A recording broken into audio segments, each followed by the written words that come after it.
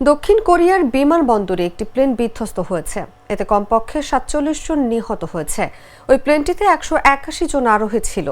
ইয়নহপ news এজেন্সির বরাত দিয়ে এ তথ্য নিশ্চিত করেছে বিবিসি। এক প্রতিবেদনে জানানো হয়েছে, দেশটির দক্ষিণ পশ্চিমাঞ্চলে অবস্থিত মুয়ান আন্তর্জাতিক বিমানবন্দরে অবতরণের সময় রানওয়ে থেকে ছিটকে প্লেনটি বিধ্বস্ত হয়। জিজু এয়ারপ্লেনের ওই ফ্লাইটে ১৭৫ যাত্রী এবং ৬ জন ক্রু সদস্য ছিলেন। প্লেনটি থাইল্যান্ডের রাজধানী ব্যাংকক থেকে ফিরছিল। এটি রানওয়েতে অবতরণের সময় বিধ্বস্ত হয়েছে। দুর্ঘটনার পর দুজনকে জীবিত উদ্ধার করা সম্ভব হয়েছে, তবে উদ্ধার অভিযান এখনও চলছে বলে জানানো হয়েছে। ইয়নহপ নিউজ এজেন্সি জানিয়েছে, প্লেনটিতে থাকা ১৭৩ আরোহী দক্ষিণ কোরিয়ার এবং ২ জন থাইল্যান্ডের নাগরিক।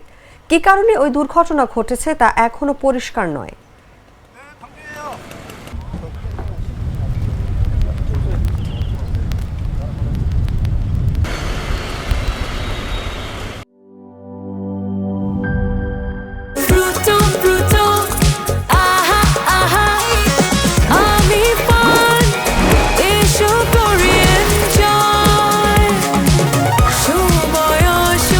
প্রাণ ফ্রুটো, সময় অসময় ফ্রুটোময়।